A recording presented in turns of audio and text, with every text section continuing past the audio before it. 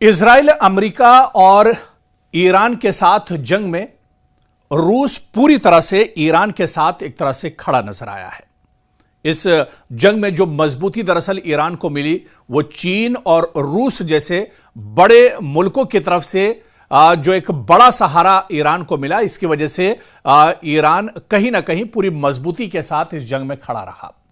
और अब जब जंगबंदी चल रही है, जब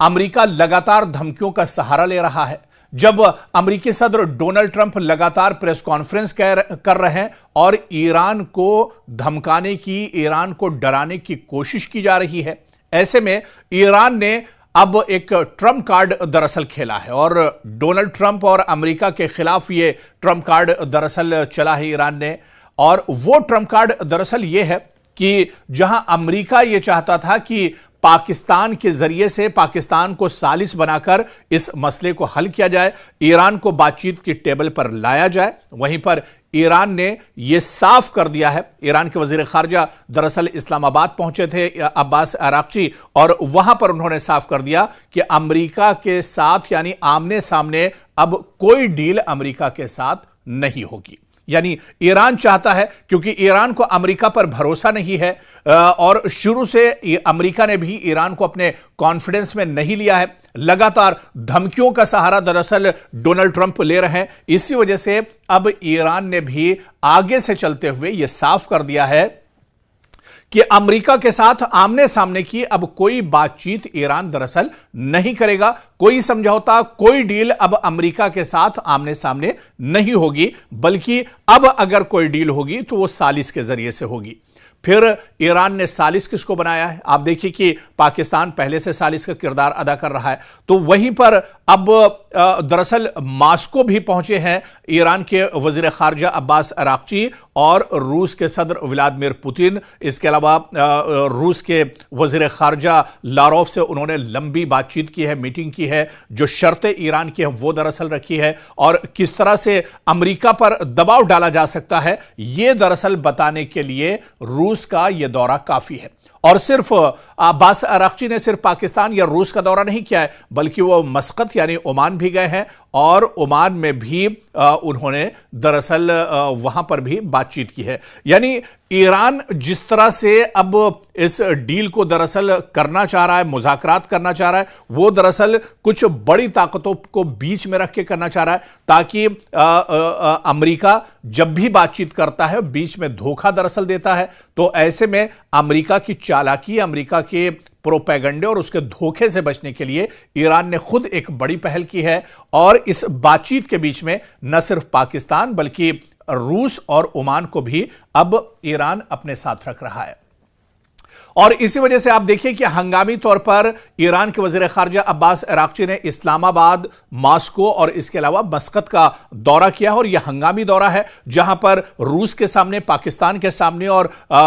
ओमान के सामने उन्होंने अपनी जो डील है, जो शर्तें हैं, वो एक तरह से रख दी हैं। और ईरान ने यहां पर भी साफ कर दिया है कि अमेरिका के साथ कोई आमने सामने की बातचीत नहीं होगी, क्योंकि अमेरिका पर भरोसा नहीं किया जा सकता है। इस वजह से अब जो बातचीत होगी वो दरअसल रूस के साथ मिलकर होगी, ओमान के साथ मिलकर होगी और पाकिस्तान जब टेबल पर होगा तब यह बातचीत होगी। यानी ईरान यह चाहता है कि सालिस के साथ यह एक बातचीत की जाए, ताकि अमेरिका फिर अपने किए हुए किसी वादे से पीछे न हटने पाए, अमेरिका कोई प्रोपेगेंडा न करने पाए। इस वजह से दरअसल ईरान ने यह ट्रंप कार्ड एक तरह से चल दिया है। और अब कहीं ना कहीं जिस तरह से अब्बास अराक्ची ने इस्लामाबाद, उसके बाद मास्को और फिर मस्कत का दौरा किया है, ऐसे में यह डोनाल्ड ट्रंप के लिए बहुत बड़ा झटका है, इजराइल के लिए बड़ा झटका है। अमेरिका दरअसल इस तरह से सोच भी नहीं पा रहा था, जहां से अब पहले से ही एक पहल ईरान ने कर दी है। यानी अब जब ईरान और अमेरिका के दरमियान बातचीत होगी तो वहां पर दुनिया की कई बड़ी ताकतें मौजूद होंगी, वो दरअसल गवाह होंगी कि क्या बातचीत हो रही है, किन किन शराइत पर बातचीत हो रही है, किस किस पॉइंट पर सहमति बन रही है, रजामंदी हो रही है। तो ये तमाम चीजें अब दरअसल मास्को यानी व्लादिमीर पुतिन के सामने भी होंगी, इसी तरह से ओमान के सामने होंगी और फिर इस्लामाबाद में आसिम मुनीर और शहबाज शरीफ के सामने भी तमाम चीजें एक तरह से होंगी, क्योंकि पाकिस्तान अमेरिका के दबाव में काम कर रहा है, ये जग जाहिर है। पाकिस्तान जो ईरान से अमेरिका की मुज़ाकरात पर लाना चाहता है, वो डोनाल्ड ट्रंप के दबाव में लाना चाह रहा है, और इस बात को ईरान भी दरअसल बहुत अच्छे से समझ रहा है। तो इसी वजह से ईरान भी पाकिस्तान पर उतना भरोसा नहीं कर रहा है। इसी वजह से ओमान को और फिर रूस को एक तरह से ईरान ने अब इस बातचीत के बीच में डाला है, यानी अब ये सालिस का किरदार अदा करेंगे। ऐसे में अब डोनाल्ड ट्रंप दरअसल तिलमिलाए हुए हैं, बहुत परेशान हैं, क्योंकि रसा जैसी बड़ी ताकत अब कहीं ना कहीं इस बातचीत में शामिल हो रही है। तो ऐसे में अब डोनाल्ड ट्रंप का अगला कदम क्या होता है, अमेरिका का अगला कदम क्या कुछ होगा, यह देखना बहुत अहम होगा। लेकिन बातचीत में भी एक तरह से ईरान ने मैदान कहीं ना कहीं मार लिया है।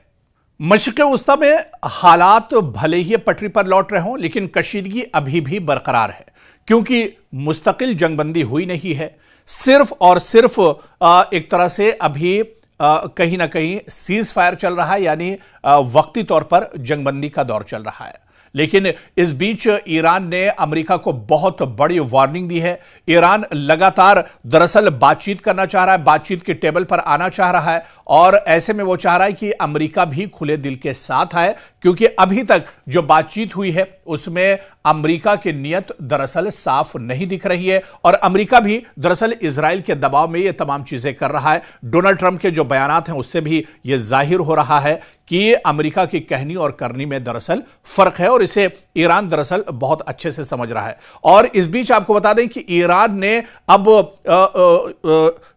एक तरह से बड़ा हमला अब अमेरिका पर किया है, डोनाल्ड ट्रंप पर किया है, और ईरान के वजीर खारजा अब्बास अराक्ची ने साफ साफ अंदाज में, दो टूक अल्फाज में कहा है कि ईरान दरअसल किसी तरह की पाबंदी, किसी तरह की धमकी, किसी तरह की जोर जबरदस्ती से डरने वाला नहीं है, क्योंकि ईरान दरअसल पहले ही पिछले 40 सालों से लगातार इस तरह की पाबंदियों को झेलता रहा है। तो ईरान दरअसल इन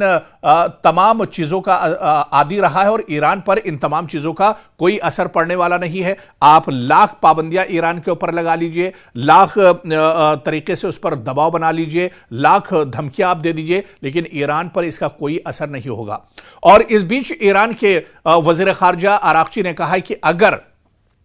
अमेरिका हद से आगे बढ़ता है तो फिर आखिरी जो बड़ा दांव होगा वो ईरान खेलने पर एक तरह से मजबूर हो जाएगा। फिर ईरान जो अभी तक अपने असलहे और अपना गोला बारूद ईरान ने छुपा कर रखा है वो भी एक तरह से निकल कर सामने आएगा। जिस तरह से इससे पहले की रिपोर्ट में हमने आपको बताया था कि इंटर कॉन्टिनेंटल जो मिसाइल है आईसीबीएम, उसका तजुर्बा दरअसल अब ईरान कर सकता है, और ईरान की इस मिसाइल की जो रेंज है वो दरअसल वॉशिंगटन और न्यूयॉर्क तक भी पहुंचती है। और जो माहिरीन है वो मानते हैं कि यह हथियार बहुत खतरनाक और एक बड़ी ताकत दरअसल ईरान के लिए साबित हो सकता है। इसके अलावा जिस तरह से अमेरिका बार बार न्यूक्लियर पावर की बात करता रहा है, हालांकि ईरान का यह कहना है कि न्यूक्लियर पावर अगर उसके पास एक तो है नहीं, और अगर वो उस पर काम कर रहा है तो अपनी हिफाजत के लिए कर रहा है। ऐसे में ईरान के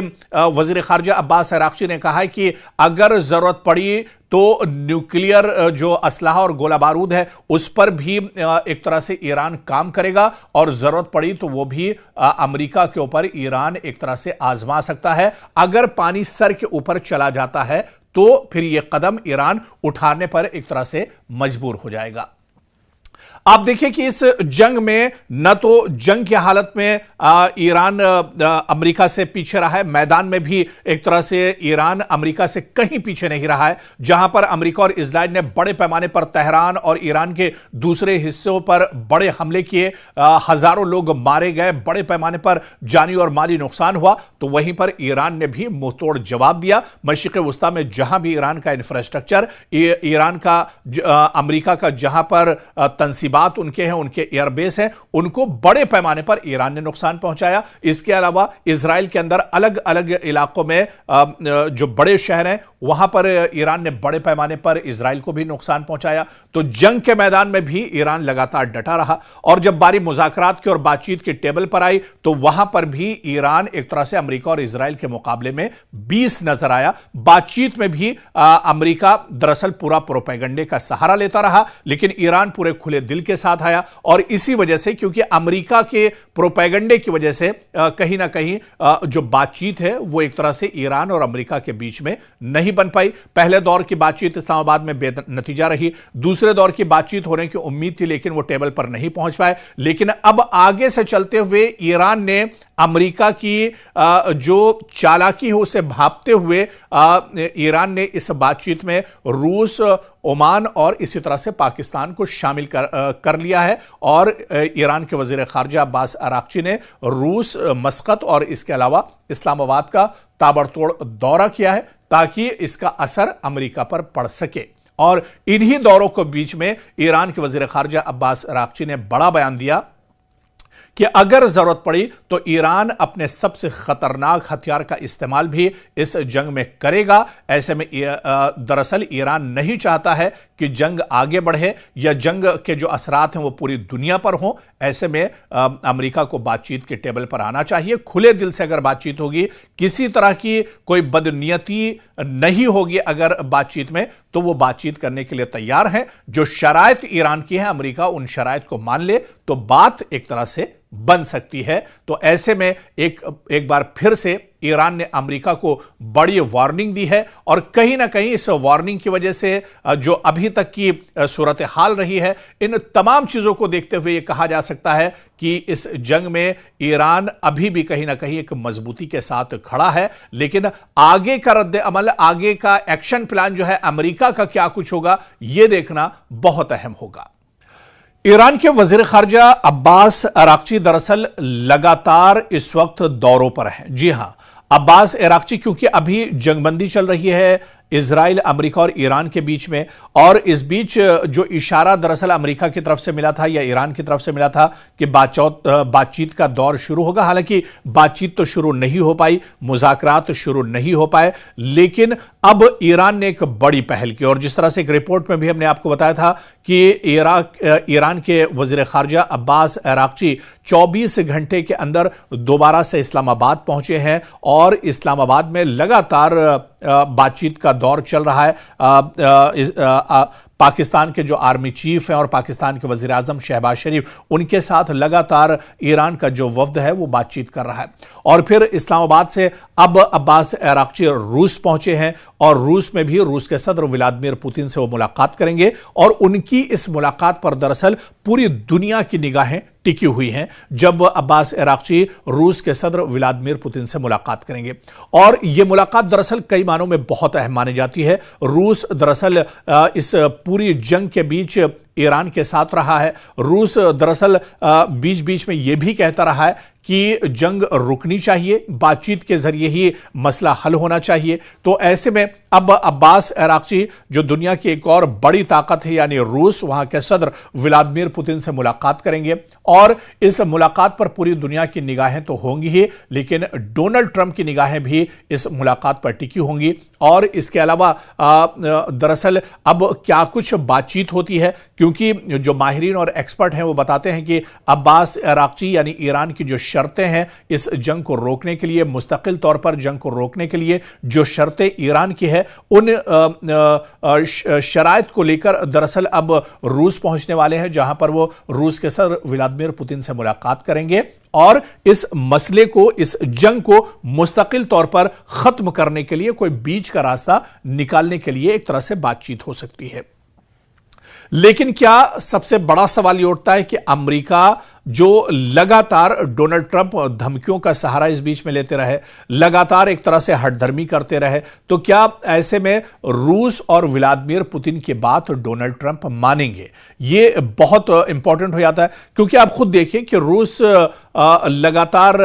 जंग की हालत में है और रूस को कई बार अमेरिकी सदर डोनाल्ड ट्रंप ने पिछले दिनों जिस तरह से बातचीत हुई थी, रूस के सदर व्लादिमीर पुतिन और अमेरिकी सदर डोनाल्ड ट्रंप की मुलाकात हुई थी, एक लंबी मुलाकात और तारीखी मुलाकात थी। और यह कहा जा रहा था कि इस मुलाकात के बाद रूस एक तरह से हमले रोक देगा और फिर जो जंग चल रही है रूस की वो एक तरह से रुक जाएगी और यूरोप में कहीं ना कहीं हालात मगरिब में बेहतर होंगे। लेकिन व्लादिमीर पुतिन ने अमेरिका की बात और डोनाल्ड ट्रंप की बात नहीं मानी थी। अब जब ईरान एक तरह से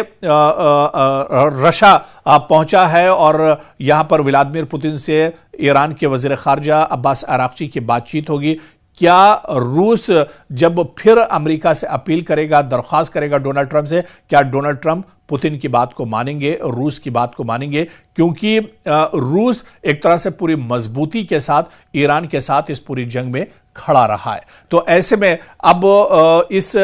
पूरी मुलाकात पर दुनिया की निगाहें टिकी हुई हैं। क्या कुछ